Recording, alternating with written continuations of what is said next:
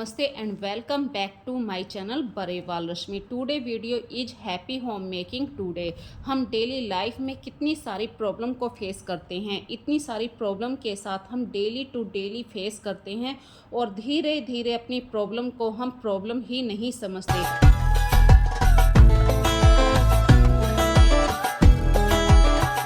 हम सिचुएशन के साथ किसी ना किसी तरीके से एडजस्टमेंट कर ही लेते हैं, लेकिन सच बताऊं तो थोड़ा सा टाइम निकाल कर इस तरीके से हम हर प्रॉब्लम का परमानेंट सॉल्यूशन ढूंढ सकते हैं तो काम बहुत ही आसान हो जाता है, साथ में टाइम भी सेव होता है। सो टुडे वीडियो इज इसी तरीके से प्रॉब्लम के सॉल्यूशन को फाइंड आउट करने की कोशिश करेंगे। वीडियो अगर अच्छा लगे तो लाइक करना ना भूलें, चैनल पर नए हैं तो सब्सक्राइब जरूर कीजिए। So let's start today video.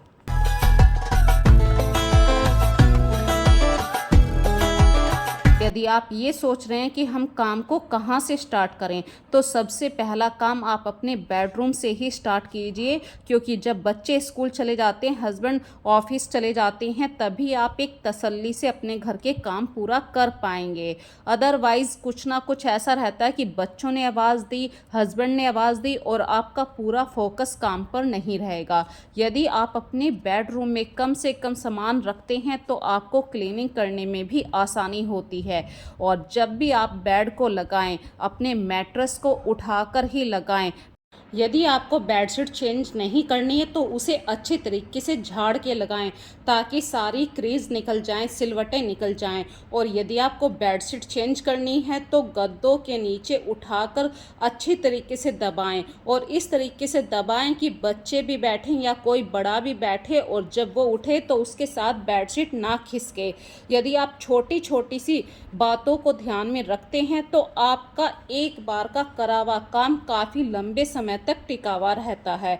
इसी तरीके से बहुत सारी छोटी छोटी बातें मैं अक्सर आप लोगों के साथ शेयर करती रहती हूँ।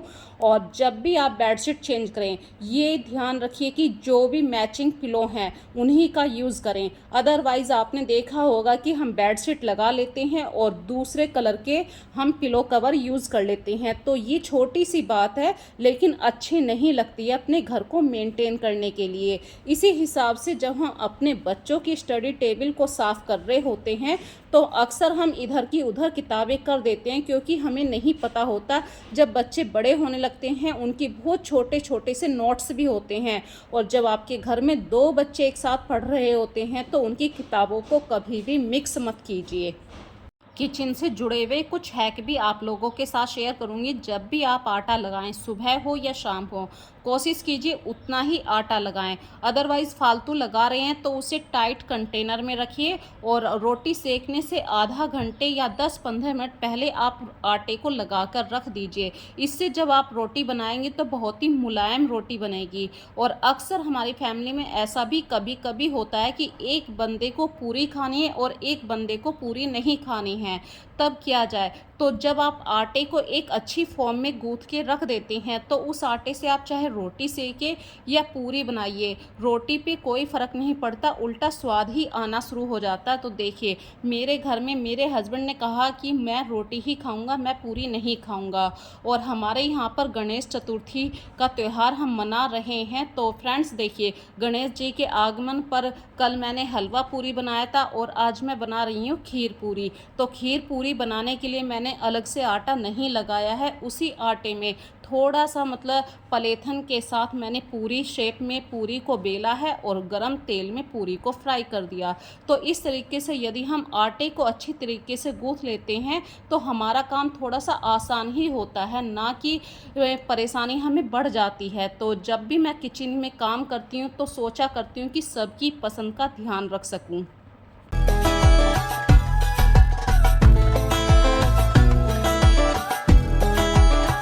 और किचन में ऐसा तो अक्सर होता ही रहता है कि आज ये कंटेनर खाली हो गया या चीनी ख़त्म होगी या ये सामान ख़त्म हो गया।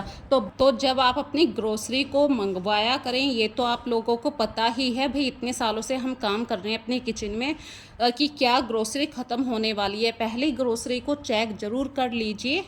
और एक टू डू की लिस्ट ज़रूरी होती है। अक्सर हमारे घर में कुछ ना कुछ सामान ख़त्म होता ही रहता है। यदि आप अपनी हैबिट में ये शामिल कर लेते हैं कि जो सामान ख़त्म हुआ तुरंत उसे लिख दिया। और यहाँ पे देखिए मैं दूध वाली क्लिप दिखा रही हूँ। जब आप प्योर दूध लेकर आते हैं तो उसमें 1 ग्लास पानी डाल के चल जाता है। दूध की क्वांटिटी थोड़ी सी बढ़ जाती है और दूध की क्वालिटी में कोई फ़र्क नहीं पड़ता है। और काम करते हुए आप यदि 1 कप चाय पी लेते हैं तो ये कोई बीच में गलत बात नहीं है कि पूरा काम ख़त्म करने के बाद ही आप अपनी चाय पिएंगे। शरीर को, बॉडी को एक एनर्जी की ज़रूरत होती है और जब सुबह ही सुबह जब आप बिना खाए पिए अपने किचन में आ जाते हैं, काम करना शुरू कर देते हैं तो एक एनर्जी लेवल हमारा डाउन होने लगता है, जिसको मैं अक्सर चाय पीने के साथ ही पूरा कर लेती हूँ। या कभी कभी ज़्यादा गर्मी है तो मैं नींबू पानी लेना पसंद करती हूँ। अपने घर को साफ करने में थोड़ी सी मेहनत तो देखिए सबको करनी पड़ती है। कुछ अपनी हैबिट्स में आपको हमेशा इंक्लूड करना ही पड़ता है कि ये काम मुझे टाइम से प्रॉपर टाइम पे आके ख़त्म करना है। कुछ अपनी हैबिट्स होती हैं जो कभी नहीं चेंज कर पाते हैं हम। वही आदतें मैं हमेशा आप लोगों के साथ शेयर करती रहती हूँ और वो ये हैबिट्स हैं 30 हैबिट्स भी हो सकती हैं। मतलब किचन में कितनी सारे हम छोटे छोटे पॉइंटों से भी अपनी हैबिट्स में इंक्लूड कर सकते हैं। अपने घर को सही से मेंटेन रख पाना ये भी एक अच्छी हैबिट है। तो मैं अक्सर अपने घर को हमेशा जो किचन का क्लीनिंग का काम होता है, रूटीन वाला काम होता है, उसको एक रूल में नहीं बांध के रखती हूँ। यदि मेरे घर को सबसे पहले किचन की ज़रूरत है तो मैं किचन के काम करना पसंद करती हूँ। यदि अपने मतलब झाड़ू पोछे वाला काम है या कपड़ों को वॉश करने वाला काम है और वो घर की नीड के अकॉर्डिंग होता है तो मैं वही काम पहले किया करती हूँ। और यदि आप चाहते हैं कि आपके फैमिली मेम्बर टाइम से स्कूल जाएं, ऑफिस जाएं, कोचिंग जाएं, तो इन सब कामों के लिए आपको टाइम पे उठना पड़ता है, टाइम पर सबको खाना देना पड़ता है। तो सबसे पहले एक रूटीन को फॉलो करना कंपलसरी है। सबको अपने अपने काम पर भेजकर ही मैं अपनी क्लीनिंग या किचन को मैनेज करना पसंद करती हूँ।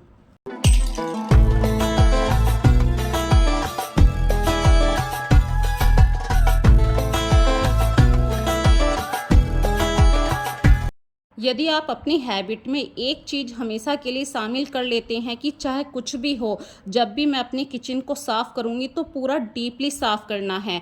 24 घंटे में हम सुबह के वक्त में अपनी किचन को यदि डीपली साफ़ करते हैं तो पूरे 24 घंटे के लिए हमारी किचन साफ़ रहती है। जैसे कि हमारी किचन में बहुत ऐसी जगह होती है जहाँ पर हमारा हाथ नहीं जा सकता है, बहुत नैरो स्पेस होता है। जैसे कि ये बास्केट है जहाँ पे मैं अपने घर के साफ करे हुए बर्तन रखती हूँ।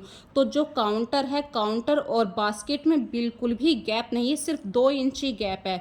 अब 2 इंची गैप में पूरा हाथ नहीं जा सकता है तो मैं एक लकड़ी को हमेशा अपने किचन में रखा करती हूँ और उसके अंदर वाइपिंग जो हमारा कपड़ा है, काउंटर को साफ करने वाला कपड़ा है, इससे पूरे साफ करती हूँ अपने काउंटर को।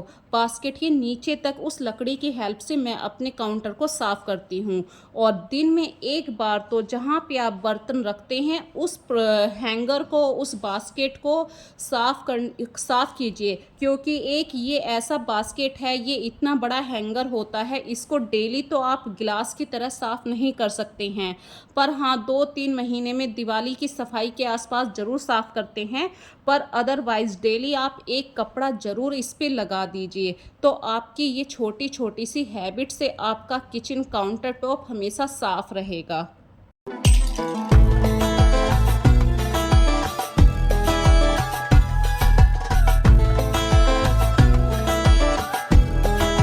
इसी हिसाब से जब भी आप किचन में बर्तन साफ़ करें, पूरे बर्तन साफ़ हो जाएं, तो जो हमारा सिंक एरिया है उसे आप किसी भी डिश वॉश से साफ़ कीजिए। और साफ़ करने के बाद जब आप पानी से उसे धो देते हैं, उसके बाद जो आपका काउंटर पे साफ़ करने वाला कपड़ा होता है, वाइपिंग वाला कपड़ा होता है, उससे भी आप एक बार अच्छी तरीके से अपने सिंक एरिया को साफ़ कीजिए, पोंछ दीजिए। जब आपका सिंक एरिया बिल्कुल ड्राई रहेगा तो वहाँ पे नमी के कारण ना तो काई आएगी, ना बदबू आएगी और आपका सिंक एरिया हमेशा नए जैसा रहेगा। और पानी से धोने के बाद आपको मतलब एक बार जो वाइपिंग क्लॉथ होता है उससे अच्छे तरीके से निचोड़ के साफ़ कर देना है। जितना आपका सिंक एरिया सूखा रहेगा उतना आपका सिंक एरिया बिल्कुल साफ़ रहेगा, नीट एंड क्लीन रहेगा, बदबू रहित रहेगा।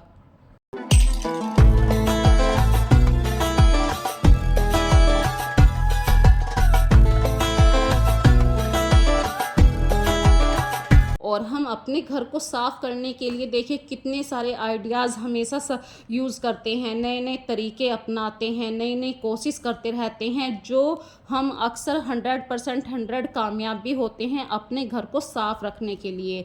और जब आपका किचन बिल्कुल साफ़ हो जाए तो एक बार अपने किचन को ज़रूर निगाह लगाइए कि हाँ, मुझे ये सामान सही से उस जगह पे रखना है या नहीं। और गैस के ऊपर कम से कम सामान रखने की कोशिश कीजिए। इस तरीके से यदि आप छोटी छोटी सी आदतों को हमेशा के लिए अपना लेंगे तो आपका किचन हमेशा साफ़ रहेगा। और घर को साफ़ करना या किचन को साफ़ करना कोई भी हार्ड काम नहीं है। कोई भी इसमें फूंक मारो और कि साफ़ हो गया, ऐसा तो हो ही नहीं सकता। ना ही इसके लिए आपके पढ़े लिखे होने की ज़रूरत है, ना ही यहाँ पे कोई भी क्वालिटी आपकी चेक करता है कि आपने बीए एमए कर रखा है जब भी आप अपने किचन को साफ़ करेंगे। किचन को साफ़ करना बस आपको अपनी हैबिट में हमेशा के लिए शामिल कर लेना है। इसी तरीके से आप यदि अपने घर के और कामों को टाइम के अकॉर्डिंग करते हैं, प्लानिंग के अकॉर्डिंग करते हैं, तो उन कामों को बहुत ही आप एफिशिएंटली ईज़ी कर पाएंगे। अगले दिन के लिए आपके सिर पे बर्डन बहुत कम होगा। जब आपके घर के सभी मेंबर अपने अपने काम पे चले जाएं तो आप अगले दिन के लिए भी उनके कपड़ों को प्रेस करके रखने की हैबिट को ज़रूर अपने अंदर शामिल कीजिए। इससे क्या होगा फ्रेंड्स कि अगले दिन जब सुबह ही सुबह इतनी भागम भाग होती है लाइफ में, तो आपको उन कामों को करने के लिए अलग से टाइम नहीं निकालना पड़ेगा।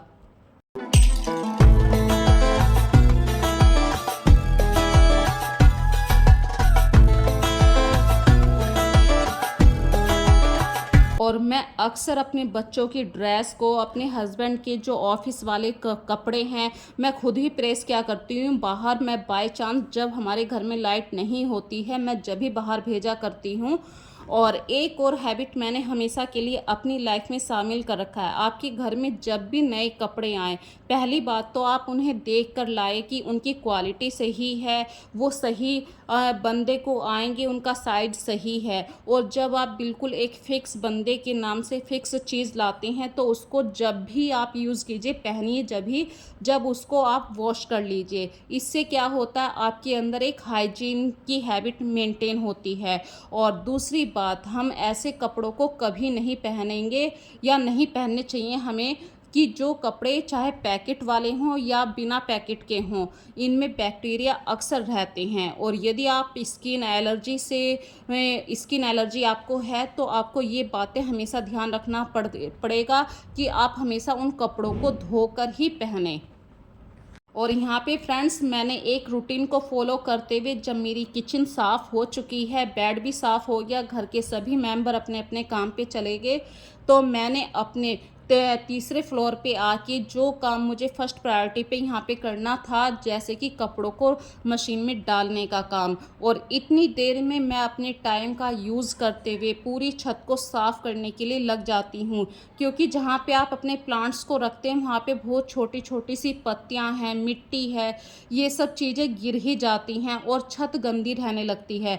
यदि आपके पास डेली इतना टाइम नहीं है तो वीक में सैटरडे संडे हो चाहे मंडे ट्यूसडे हो, कोई भी एक दिन फिक्स कर लीजिए कि आज मुझे अपनी छत को पूरी अच्छी तरीके से साफ़ करना है। यदि आप जैसे कि अभी बारिश वाला मौसम है और बारिश में तो धोने का सवाल ही नहीं पैदा होता, बस आप झाड़ू लगा के ही जो भी कूड़ा है उसे उठा लीजिए, आपकी छत साफ़ हो जाएगी।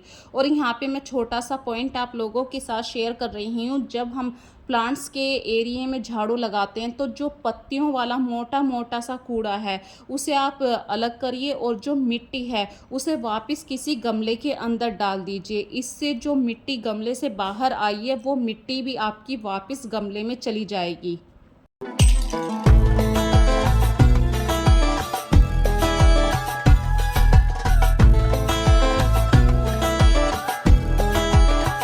कपड़ों को अक्सर धोया करते हैं। यदि बारिश के दिनों में आपको पता है आजकल तो नेट की सुविधा इतनी अच्छी मिली हुई है, हमें टाइम से पहले पता चल जाता है कि 2 घंटे में बारिश आने वाली है या पूरे दिन बारिश रहने वाली है।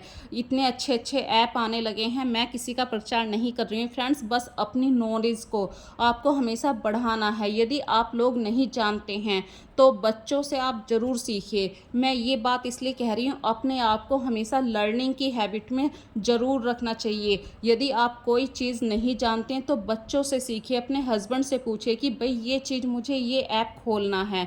तो इसी हिसाब से जब मैंने ये बारिश वाला ऐप खोल के देखा तो मुझे पता चलने लगा कि हाँ, बारिश हमारे एरिए में कब कब आने वाली है। उस हिसाब से भी आप अपने कपड़ों को यदि 2-3 घंटे की धूप दिखा देते हैं, एक तो आपके कपड़े जर्म फ्री हो गए सूरज की धूप के कारण और आपके प्रॉपर कपड़े सूख चुके हैं। ये ऐसी हैबिट होती हैं जैसे कि अपने आप को अपडेट रखना, कोई गलत बात नहीं है। जब तक आप बाहर की दुनिया में नहीं निकलेंगे आपको बाहर की दुनिया की नॉलेज नहीं मिलेगी। तो फ्रेंड्स, अपने आप को बाहर की दुनिया में निकालने का मतलब ये भी नहीं है कि आप 24 घंटे घर से बाहर जाएं। हमारे घर में इतने सारे गैजेट हैं, बच्चे भी यूज़ करते हैं, तो हम भी क्यों ना यूज़ करें, हम भी उन चीज़ों को क्यों ना सीखें।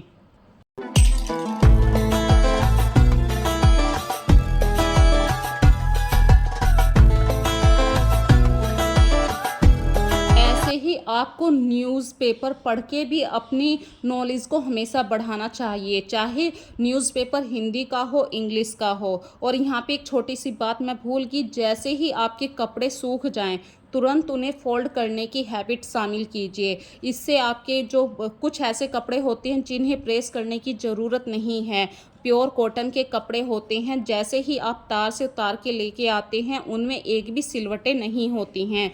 और यदि आप इन कपड़ों को अच्छे से फोल्ड करके रख देते हैं तो आपके जो कपड़े हैं बिल्कुल आयरन जैसे रहेंगे। तो फ्रेंड्स, आज की वीडियो आप लोगों को कैसी लगी प्लीज़ मुझे कमेंट सेक्शन में ज़रूर बताना। फिर मिलेंगे एक नई वीडियो में नए कॉन्सेप्ट के साथ। और हमेशा अपडेट ज़रूर रहिए, चाहे फ़ोन के थ्रू अपडेट रहें, चाहे न्यूज़पेपर पढ़िए, चाहे अपने फैमिली में किसी से भी आप नॉलेज ले सकते हैं। जैसे कि मैंने भी एक नॉलेज ली है कि बारिश के दिनों में कब कब बारिश पड़ने वाली है। ये बात जब से मैंने सीखी है कि हाँ, आज बारिश का पता चल जाएगा कि दोपहर के 2 बजे से बारिश शुरू होगी, तो मैं अपने कपड़ों को टाइम से सुखाना शुरू कर देती हूँ। तो ये एक अच्छी नॉलेज है, एक अच्छी हैबिट मैंने सीखी है। इसी तरीके से फ्रेंड्स, अक्सर हमारे घर में कभी भी दूध प्रॉपर टाइम पे प्रॉपर मतलब क्वांटिटी में नहीं आ पाता है, तो दूध का हिसाब किताब लिखना भी बहुत ज़रूरी है।